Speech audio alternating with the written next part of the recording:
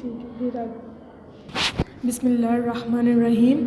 ابتدا اس رب جلیل کے ببرکت نام سے جو دلوں کے بیس سے خوب واقف ہے۔ پیارے بچوں السلام علیکم۔ امید کرتی ہوں کہ آپ سب لوگ خیریت سے ہوں گے۔ آج ہم لوگ سائنس کا چیپٹر نمبر 1 پڑھیں گے جس کا نام ہے پودوں اور جانوروں کی سیلولر تنظیم۔ پودوں اور جانوروں کی سیلولر تنظیم۔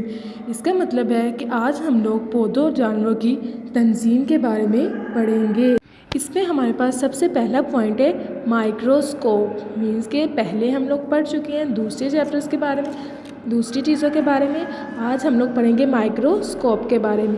مائکروسکوپ آپ لوگ کو یہاں پر پیارے بچوں ایک تصویر نظر آ رہی ہوگی جو کہ مائکروسکوپ بنا ہوا ہے۔ اس میں اس کے مختلف حصوں کے نام بھی بتائے ہوئے ہیں اور اس کی درمیان ڈیٹیل بھی کی ہوئی ہے۔ مائکروسکوپ ایک سائنسی آلہ ہے۔ اس کا مطلب ہے کہ یہ سائنس کی چیزیں بنانے یا پھر سائنس کی چیزیں دیکھنے کے لیے استعمال کیا جاتا ہے۔ اس کے بعد ہے یہ چھوٹی چیزوں کو دیکھنے کے لیے استعمال ہوتا ہے۔ اس کا مطلب ہے کہ ایسی چیزیں جنہیں ہم عام آنکھ سے دیکھ نہیں سکتے، یہ ان کو دیکھنے کے لیے استعمال کیا جاتا ہے۔ آگے بڑھتے ہیں۔ جب ہم کسی چیز کو مائکروسکوپ کے ذریعے دیکھتے ہیں تو وہ ہمیں بڑی نظر آتی ہے۔ ایسی چیزیں جو ہمیں عام آنکھ سے چھوٹی نظر آتی ہیں لیکن جب ہم اس کو مائکروسکوپ میں دیکھتے ہیں تو وہ ہمیں بڑی نظر آتی ہیں۔ پیارے بچوں، ہم اسکولوں میں لائٹ مائکروسکوپ استعمال کرتے ہیں۔ یہ مائکروسکوپ امیج دکھانے کے لیے روشنی استعمال کرتی ہیں۔ لائٹ مائکروسکوپ ایک بیس، ایک بازو، ایک ٹیوب اور ایک لینس اور ایک سٹیج اور 2 ایڈجسٹ سکریو گیج پر مشتمل ہوتا ہے۔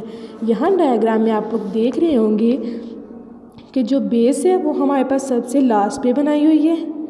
اس کے بعد ایک بازو ہے وہ بھی ہمارے پاس بنا ہوا ہے۔ اس کے بعد ایک ٹیوب بنائی ہوئی ہے، آپ کو یہاں ٹیوب بھی نظر آ رہی ہوگی۔ اس کے بعد ایک سٹیج بنا ہوا ہے۔ سٹیج کے بعد 2 ایڈجسٹمنٹ سکریو گیج ہے جہاں پر ہم اپنی چیز کو ایڈجسٹ کر سکتے ہیں۔ اس کے بعد پڑھتے ہیں ٹیوب کے دونوں سروں پر لینس نصب ہوتے ہیں، مینس کہ ہمارے یہاں پر ایک لینس لگے ہوتے ہیں جنہیں ہم آبجیکٹیو لینس کہتے ہیں۔ اس کے بعد ٹیوب کے دوسرے سرے جس پر ہم جسم کا مشاہدہ کرتے ہیں آئی پیس کہلاتا ہے، یعنی کہ کسی چیز کا ہم نے جب اس کا مشاہدہ کرنا ہوتا ہے، اس کو دیکھنا ہوتا ہے تو وہ ہم آئی پیس کی مدد سے دیکھتے ہیں۔ اس کے بعد آگے بڑھتے ہیں کہ مشاہدہ کیے جانے والے جسم کے قریب کا لینس آبجیکٹیو لینس کہلاتا ہے، جیسے کہ ہم ابھی پڑھ چکے ہیں۔